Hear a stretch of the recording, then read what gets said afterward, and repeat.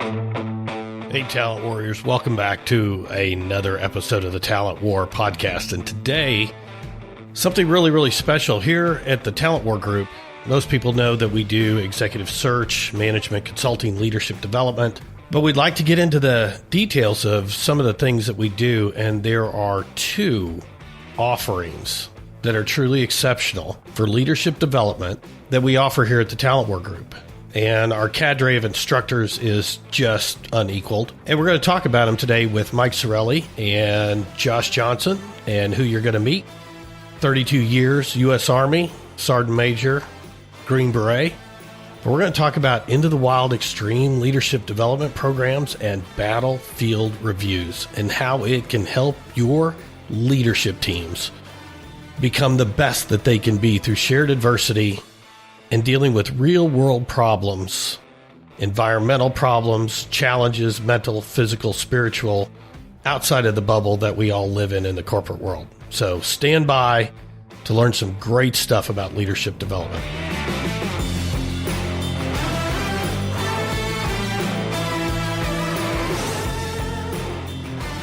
Hey, Talent Warriors. Welcome to episode 18 of the Talent War podcast. And today, very special session, and we have with us today Josh Johnson and Mike Sarraille, brothers of mine. Mike, you know, is my co-author.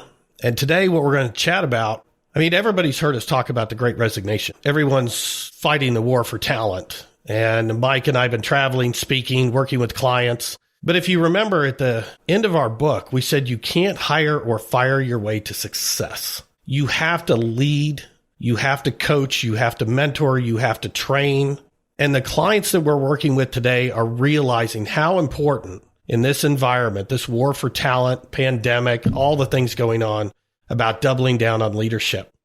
Well, the Talent War Group has two offerings that have been wildly successful, and they really take leadership to a new level. And that's what we're going to talk about today are Into the Wild Extreme leadership retreats and battlefield reviews. And we brought today, there's no way I could do justice to these two guys. So I want to start out. Everybody's heard Mike before, but Mike, I'm going to let you go first. Quick introduction, and then we're going to turn it over to you, Josh, and we will get into the mix of this.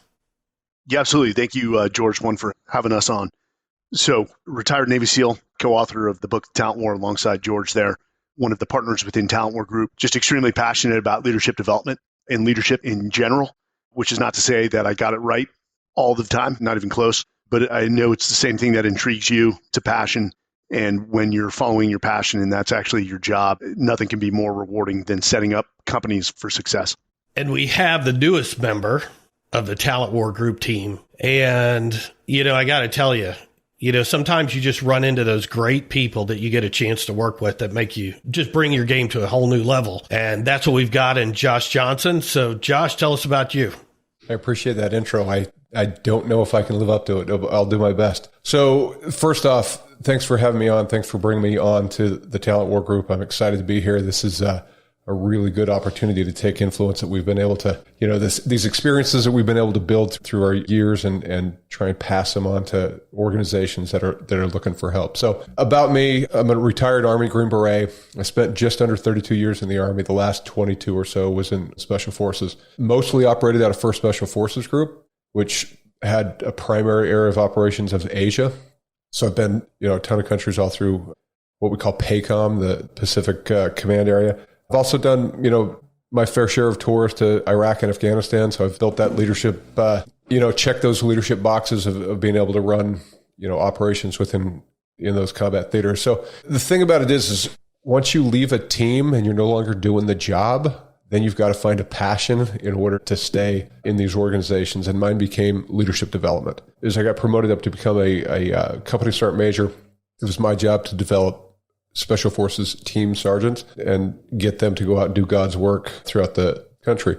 Found that to be equally as rewarding and less physically demanding, but equally rewarding. So when I retired, I took that into corporate America and had the opportunity to work for a company, a home renovation company. They're doing great things, growing incredibly. They're looking to crack kind of the $1 billion mark sometime this or early next year. Went in to help them set up their leadership development program, employee evaluations, and really kind of develop a system to take that company to the next level, and it's working.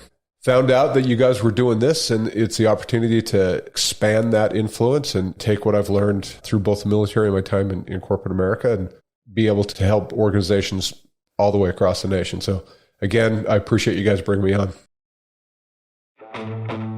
You know, an organization's ability to develop leaders internally is the number one determinant between failure and success. Talent War Group's Leadership Development Service builds a unique, sustainable system designed to establish a set of leadership competencies and train leaders to adopt behaviors required to drive exceptional results, while simultaneously improving your organizational culture and health. In fact, for every dollar you invest in leadership development, the returns are 8 times that.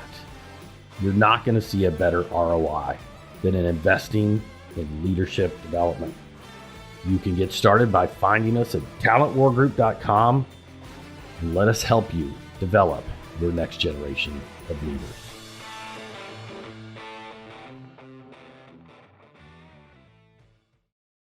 Well, I tell you, we're certainly privileged to have you. And for those listeners, these are the two younger, much improved versions of me. So I promised I would get that in there. And if you've been following us on social media, you saw this great fundraising for special operations. And Mike himself, unbelievable what you went through, Mike. But it was just a little bit, and kind of a good way to get into the wild extreme. But you parachuted skydiving into Mount Everest, different camps. I just watched in amazement, and I think the cause was just the best cause you could ever hope for. But it's kind of a preview of the Into the Wild extreme, and I'd love for you to tell us about, both events and then how we bring that to our clients to really, leadership is everything. But Mike, I love the term that you said is some of the things we do. We always tell our clients it's not an inoculation. You have to ground that stuff. And I think these two programs we're going to talk about ground that better than anything else. So tell us about where the idea came from, what it consists of, and, what you're seeing on the Into the Wild extreme. Yeah, absolutely, George. And, first off, let me explain the cause. The name of the organization is the Special Operations Warrior Foundation, run by retired Major General Clay Hutmacher. And each of the presidents before him have been special operations, either admirals or generals. And the charter of Special Operations Warrior Foundation is specifically to fund the education of the children of our fallen special operators, whether in training and I think there's something like 1,000 children that are eligible for those scholarships. That's a lot of children that are left without their mothers or fathers. And I don't think there's anything more noble, for us, that return from war, that are fortunate to come home to our families, while it sort of falls on us to make sure that the children of our fallen comrades are taken care of. And that's why it was dear to my heart. Now, Everest, I was humbled for the opportunity. There's a lot of people in the special operations community, that were much more deserving for this experience than I was, but it fell on my plate, and it was a total validation of this experiential leadership development program that Talent War Group runs, called the Into the Wild Extreme.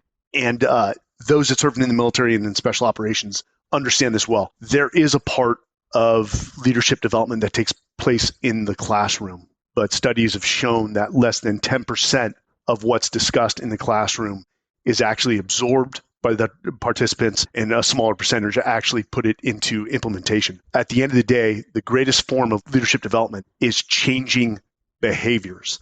And when you take people into the wild, and when we say the wild, the mountains, the wilderness, it is a VUCA environment, which we talked about in the book, volatility, ambiguity, volatility, that describes nature. And even though the weather report says it's sunny skies, all of a sudden, by midday, you're hit by a storm, and it pushes you right into contingency planning, change leadership, or transformational leadership. We had a plan. The environment had a different vote against that plan, and now we have to react. It's much like COVID. I will say this, for me personally, and Josh and I have done a lot of this training.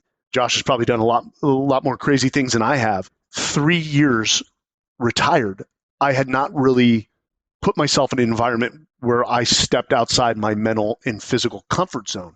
And Everest was that opportunity. I felt like I was becoming stagnant. And I'll be honest, I was nervous every single jump, even though I went through exceptional training with the complete parachute solutions team under Fred Williams, who's a former Navy SEAL and runs a lot of the training for the special operations community to include the parachutes that they actually utilize. I was pushed mentally outside my comfort zone. And it was extremely valuable. It was extremely valuable in the sense of personal growth that I went through. And I was journaling the entire 14-day trip to include the amazing scenery, just some of the most awe-inspiring mountains you will ever see, some of the highest mountains in the world, Everest. And that was spiritual in itself. And so when you take business teams into this environment, they come out as different people. I came out as a different person. And even more so, and I'll let Josh weigh in here, I had never met any of the executives that I went on this trip with. And after 14 days plus one week of training in Colorado in preparation for the expedition, there's this sense of shared adversity, this camaraderie and homecoming and belonging with the guys I went on the trip with. And in fact, I just got a note, they're jumping in Arizona the next 2 weeks. The Sherpas from Nepal have actually come out to go skydiving. They're like, dude, you got to come out. So now I've got to jump on a plane next week to go get a few skydives in with these guys in Arizona. It ain't Everest. But if that shows you the bonds that are created through these type of experiential events, and people retain what they've learned. And that's why these programs are so valuable to the business world. You know, Mike, you made a really important point. And Josh, I do want you to weigh in. And we've seen this with our clients, Mike. And Josh, I'm sure you've seen it, you know, with the company that you're with, is you get caught up in this bubble. And that bubble is the same people, the same environment, the same fire drills, and the same inputs and feedback. And it's important. What I wanted to draw out, or I wanted to share with you, Mike, is that into the wild extreme, you're out of that bubble. You are now outside of your comfort zone. You're outside of the familiar, where muscle memory of the environment, the corporate environment you're working in, doesn't necessarily kick in. And that's where that leadership growth is really happening. And that had to be just awe-inspiring to see that change when you were out there with that group. Yeah, it was. And, you know, Josh and I don't want to give away too much about Into the Wild Extreme because the way it's set up, George, you're absolutely right. When you take business teams out of their traditional setting, the office or their traditional work environment, everyone is challenged. Every time I go into the wilderness, I learn something new about myself, or I learn something new about the mountains. It is that volatile and, you know, ambiguous of an environment that even if you're a mountain expert, hey, mountain experts die on Everest and K2 all the time. Nature will always win. When you go through that type of environment together, you know, Josh can tell you, I'm sure he still talks to guys that he went through special forces assessment and selection with, and then the Q course. You know, that type of environment and that type of experience just creates bonds and alignment that can't be replicated in traditional leadership development programs in-house. You know, George, you brought up an interesting point. Actually, Mike, you kind of started on it. Everyone's got their 5-minute drill. Hey, this happened. What can I do in the next 5 minutes to fix it? And it's based around personalities. Who are the immediate people I call in order to fix this problem? And that becomes very routine and very mundane, and you can do that. You'll solve most of your problems with a really good 5-minute drill, but that's not going to happen in these environments. You don't have your special friend over at HR that get in the program and fix something. You don't have somebody in payroll that can not manipulate the books, but, you know, fix a mistake and get somebody paid. You don't have somebody in logistics that can rearrange a truck. You have you and your team and a situation that you have to face, and it's not going to be fixed in 5 minutes. We're really looking at on focusing part of the Into the Wild Extreme based off of some of the selection processes from special operations. And the big takeaway from that is shared adversity. Teams that go through the suck, which is you know, kind of a common term in the military, but teams that go through the suck together stay together for a long, long time. And they build bonds and they build friendships and they build trust in one another that just doesn't happen in an area of comfort. A problem comes up, you do your 5-minute drill, it gets fixed, you get ready to end the day and you go home and you're out of that environment. If something goes bad in an austere environment, you're there with the same people until that problem is fixed or a new and bigger problem arises and you've got to reprioritize and refocus. And that's what we're hoping to do with Into the Wild Extreme. We're going to take leadership teams, we're going to put them into uncomfortable and ambiguous situations. We're going to lay down problem sets that have ties to what they're doing in corporate America, but not necessarily the exact same solutions. And we're going to make them come up with with ideas, or we're going to task org them, or we're going to make them task organize themselves. They're going to understand people's strengths. They're going to understand people's weaknesses. They're going to play those against each other in support of the overall mission. And when guys, or when teams rather come out, executive teams come out, or corporate headquarters teams come out, they're going to have an experience that they can all reach back on and go, hey, you remember when, and this is what you did. And oh, by the way, this is what I was trying to do, and I completely miffed it up. But you took care of that, and you took care of me. And the bonds that they're going to build out of this, unlike anything you'll ever get in a classroom. This episode is sponsored by Talent War Group, a management consulting and executive search firm. We help you attract, retain, and develop your top talent because we know that the most valuable asset within your organization is your talent. With services like leadership development, talent acquisition and HR consulting, executive search, executive coaching, and keynote speeches, we work with you to create talent solutions to your most pressing business problems. You can get started by finding us at talentwargroup.com and let us help you develop your next generation of leaders. Also, if you like what we're doing here at the podcast, please leave a review as it helps us support and continue this podcast. It helps us support people who are really dedicated to improving their business skills and excelling above all else.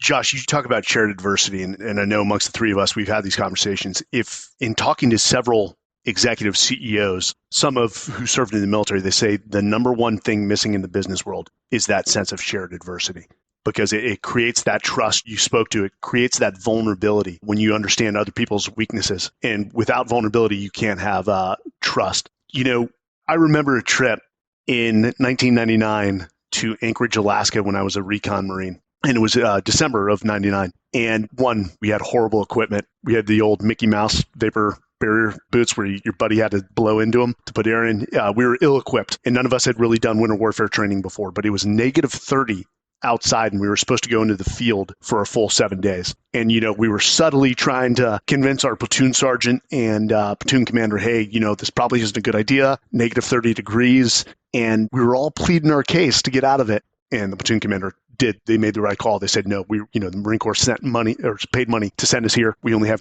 so many training evolutions before we deploy. Back then it was on the Muse. They're like, no, we're training. And it was awful. It was 7 days of, as Josh said, the suck. But you saw people, because, you know, some people do well in the heat, some people do well in the cold, and then vice versa. Some people do awful in cold, and negative 30 is quite bad. But there is a trip that all of us still talk about. And it just goes back to what Josh said. Hey, you remember that trip to Anchorage? With a sense of pride. And even the guy who struggled the most on that trip, and I won't say his name, still talks with such a great sense of pride. So on these trips of 20 executives or 10 executives, there's going to be somebody who's having the hardest time. And you'll see them come out of the field on Friday where we all share a beer and they're on cloud nine because they overcame something. The obstacles were harder for them, and it built their confidence in their trust and their players. But it's getting comfortable with being uncomfortable. You've got to find those opportunities to inject your team into those environments that puts everyone outside their comfort zones. And when you do that, that's when the greatest growth organizationally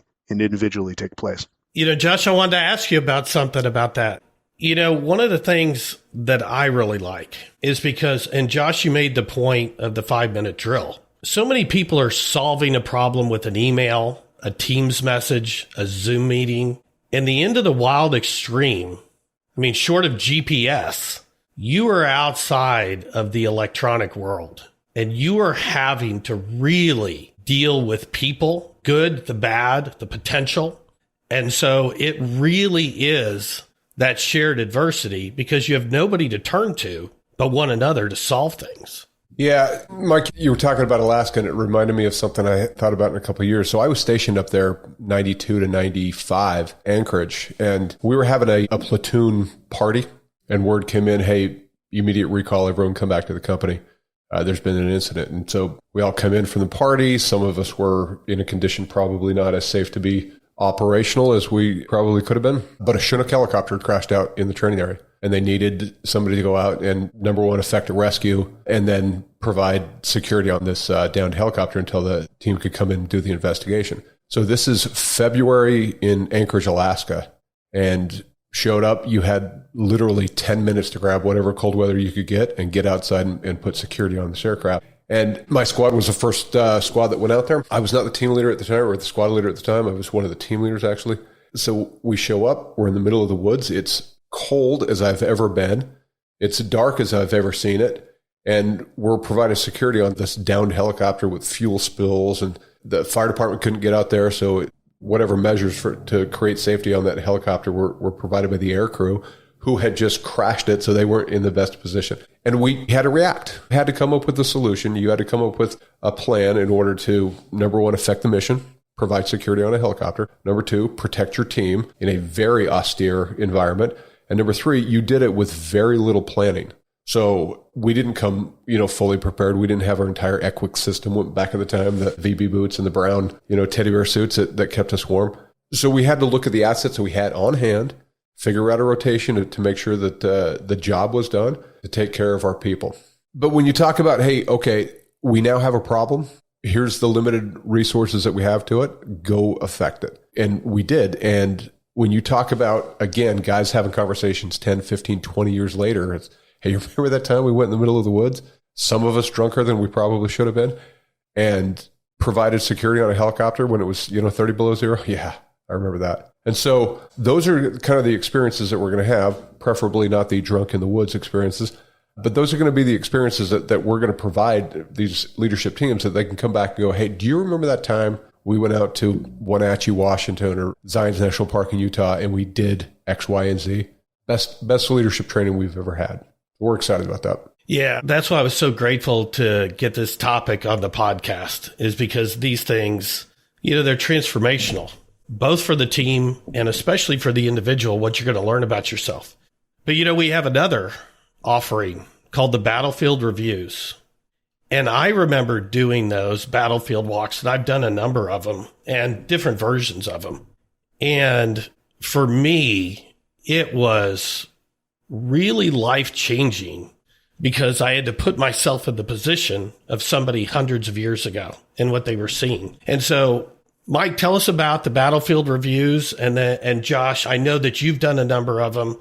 So tell us how that's different than Into the Wild Extreme, and, some of the things that you've seen, because we've done a number of them, what people get out of those. Because most people are there's some people that are going to be caught in that, oh, this is a battle. What am I going to learn from it? Mm-hmm. And they're going to have that preconceived notion. And I kind of had it a little bit because I went to a Civil War battlefield. I'm like, I'm in the Army now. What the heck do I have to learn from people marching online into gunfire? And it's very, very naive position of mine. And then when I get out there, it's like, wow, I couldn't have been more wrong about this. This is good stuff. Yeah, absolutely. So, both Into the Wild Extreme and these battlefield reviews, and we're going to use Gettysburg as an example, are both forms of experiential leadership development, which again is much more effective than in-house classroom style leadership development. Into the Wild Extreme will definitely push people outside their mental and physical comfort zones in a very safe environment. Again, the cadre that we have with us, there's a lot of mountain experts, medical experts. Josh was an 18 Delta. For people that don't understand that, they're the highest speed medics, special operations in the world. They undergo 12 months of medical training, and quite literally, I've watched these guys save lives. So we mitigate risk down to the lowest level. It's a safe environment, and I don't want people to think we're putting them through special forces assessment and selection and hosing them down. It's not that. It's run in a very professional manner. Nature on its own will push people outside their comfort zones. The battlefield reviews, which has been a long time form of leadership development in the military that the business world has just grabbed a hold of, doesn't really push people outside their physical comfort zones, but because it's hallowed ground, it will push people mentally and spiritually. Now, George, you said you were sort of pessimistic going into it. I'm going to tell you, the first time I did it in the military, I was also unhappy with my commanding officer for pushing this. I was an operations officer. We were 1 month away from deploying to Afghanistan, and my commanding officer, who's one of my dearest mentors, wanted to take the key leaders, E7s and above, to Gettysburg for a form of leadership development. And I was pleading with him. I'm like, hey, sir, I don't know what we're going to learn there. It was a civil war, 100 years or more have passed, and we just don't have the time. We're about to deploy. Guys need to train. And he heard me out. It was a good commanding officer. He thanked me for bringing this to him. And he said, Mike, we're still doing it. And so I had a chip on my shoulder going out there. We spent 2 days at Gettysburg. And I will tell you, at the conclusion of the second day, we did an after action. And that after action amongst the 20 so leaders that went out there took about 3.5 hours. We were that into it from what we had learned from the leaders that fought that battle in I believe it was 1863, if I'm recalling. What we learned is that the lessons from every war transcend technology and time. And on these battlefield reviews for business executives, it's not about the tactics. We'll cover that briefly, the battle plan, how the forces were arrayed and how they conflicted with one another. But what it really dives into is the personality of the leaders, and in this case, on the North and the South, and sort of the dysfunctional relationships amongst the leaders in the North, and some of the dysfunctional or great relationships for the South. If you know much about Civil War, the South, when they started out, their general corps was like the Chicago Bulls of the 90s. They had the all-star cast. And if you study the North, they had basically burned through many generals who had been fired up to that point. But an example of the things we hone in on is day 2 of the battle, General Lee tasked Longstreet with a enveloping maneuver.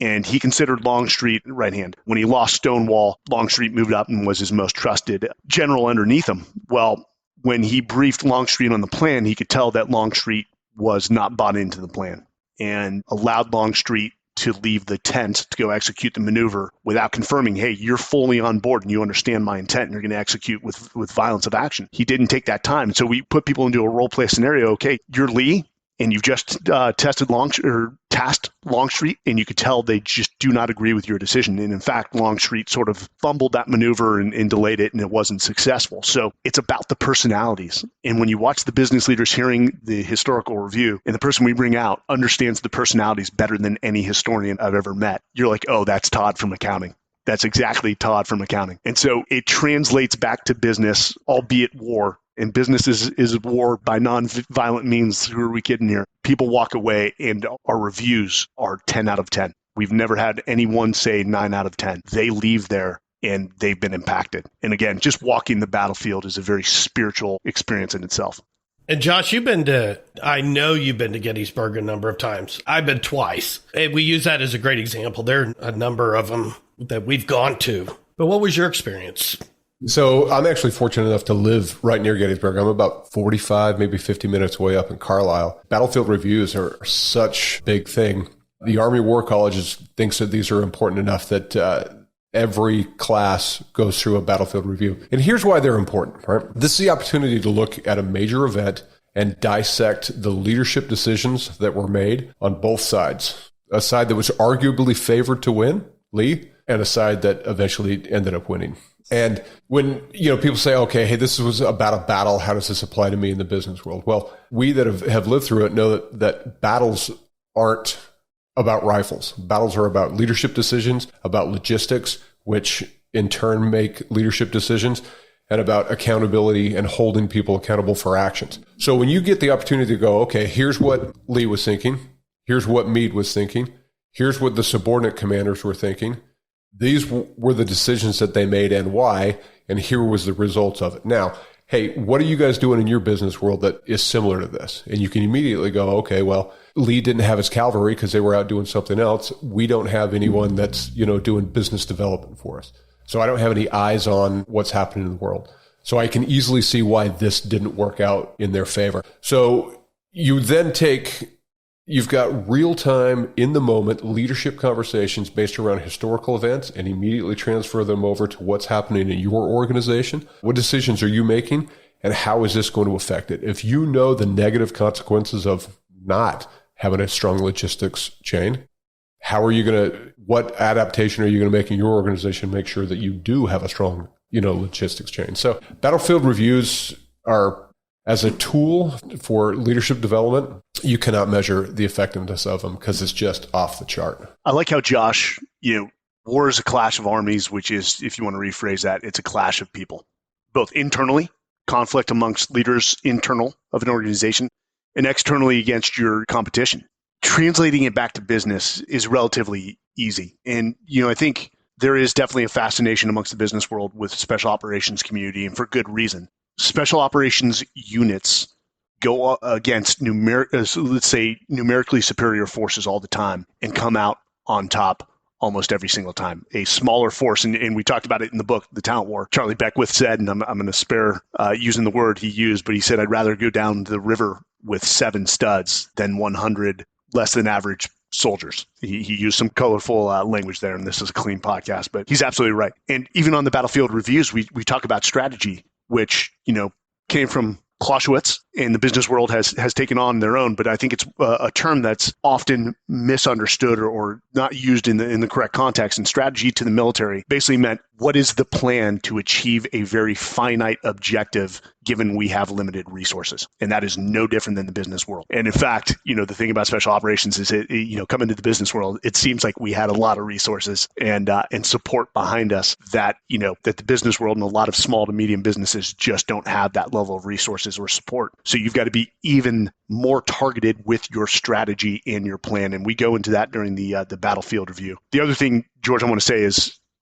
these two forms of experiential leadership development are great tools, but they're spokes to a larger sort of leadership development, let's say ecosystem, designing the programmatics for companies to sustain a leadership development program for decades. And that's ultimately what we do within Talent War Group. Do we like coming and doing the keynote speeches? Yeah, it's fun. We get to meet people and build quick relationships. But, our intent is to create a leadership development ecosystem within a company, what we call a train the trainer model, where we come in with our cadre of leadership consultants and we teach you guys and help you put the programmatics in place. And then we are actually a firm that doesn't like repeatability. We hope that we laid such a good system within your company that you don't need to call us again. Or if you do, it's to help just come do little fine tune-ups if you lost your chief leadership officer. But this is what Josh did for that $1 billion company. And how many employees were there, Josh? Just under 2,000. That's a lot of employees. And you are hemorrhaging money if you don't have an effective leadership development program. And this is what the military does a lot of things horribly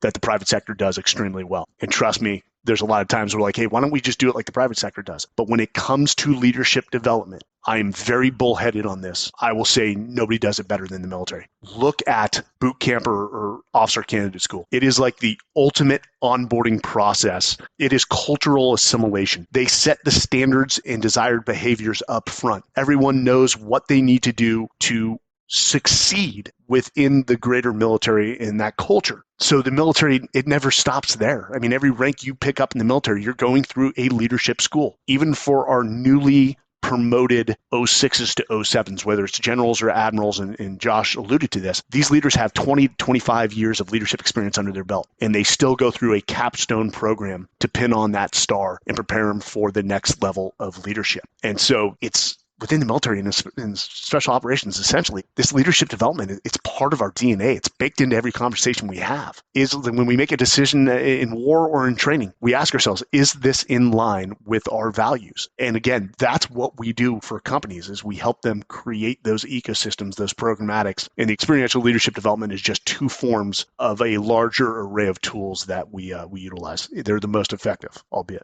Josh, I'm going to give you the second to last word on experiential leadership. You tell us what it has meant to you and what it now means to pass those lessons on. So if we go back to one of the statements that we originally said, 10% of classroom leadership is retained. Leadership conversations in the classroom, about 10% of that's retained. And anyone that's ever sat through leadership training at the corporate level knows that they've got 4 or 5 other things that they need to get done, and they've cut some time in their calendar in order to go do this, and oftentimes because their boss told them to. The idea of taking people away from their office, getting them away from whatever projects that they're working, and giving them the opportunity to focus on leadership outside of the distractions, outside of, the need to pick up my kids when the day's done, or, attend baseball practice with my son, which are all good things. But this is the opportunity for organizations to say, okay, this is your priority.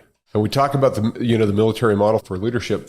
Military has prioritized leadership training. From the, hey, you're going to be a team leader. You're going to have 2 people underneath you. Here's how to do that. Okay, now you're going to be a squad leader and you're going to have 2 team leaders under you. That's a different level of leadership. Here's how you do that. Okay, now you're going to be a platoon sergeant. Now you're going to be a battalion commander. Now you're going to be a general officer. It's different at every level, and they prioritize teaching that. Most organizations don't have the luxury of the time that the military has in order to do that, but they can start prioritizing leadership training in smaller increments, in smaller doses, and, make it as important as you can in the limited amount of time to do that. These experiential leadership review, either the Battlefield Review or Into the Wild Extreme, that is concentrated leadership development and team cohesion building that cannot be replicated in the office at all. Josh, one last point to add is, and I know you this, and we didn't mention it, is for both these programs, you see people start to reflect on a different level. Because one, you've basically stripped them of that phone. Well, you haven't stripped them, but they're not going to get any service out in the mountains. They are forced to breathe. They're forced to look up. And even for Everest and my trip, the amount of reflection that I did introspectively was so valuable, because we all know this. If you ask me, am I the same person I was last month? The answer is absolutely not. We're always changing. Our strengths and weaknesses, are always moving up or down. And so if you don't take the time to get outside of your traditional bubble, then you're not reflecting and you're not growing. And again, people come out of these experiences and they're just different people. Absolutely. Absolutely. You talked about it earlier. You said, people that may struggle the most come out of there just with an immense sense of pride, but they're also probably the people that learn the absolute most about it. I'm capable of doing something that I never thought I would be able to. I'm capable of taking leadership or taking charge of a situation that I never thought that I would face. And I did it and I was successful at it. I mean, just raising someone's confidence level, if that's the only thing we get out of one of these, that's a success.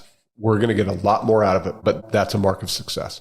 As we bring this to a close, Mike, you and I are very fond, and I know, Josh, you would echo this sentiment, but Mike and I say it often, that not only was it a gift and a privilege and an honor to serve with our brothers and sisters in arms, but the military represented the world's greatest leadership incubator. And I think for me, when you get into the wild extreme and you get to the battlefield reviews, you are now in a leadership incubator and you're right where you need to be. And between the three of us, arguably more leadership experience than we could have ever hoped for. And so what I really like about these things is you are getting people who are lifelong leadership learners, delivering the best and the worst that we've experienced and bringing those to you in a way that is going to land, it's going to anchor, and it's going to transform. And so for those of you listening, we would love you to be a part of these. They are absolutely superb. They are life-changing. They are company-changing on an individual and a team level. And Josh, Mike, I can't thank you enough for all of what's gone on today and all that we've shared. So I thank you guys so much and look forward to chatting with you later today. Gents, good talking to you. Thanks, George.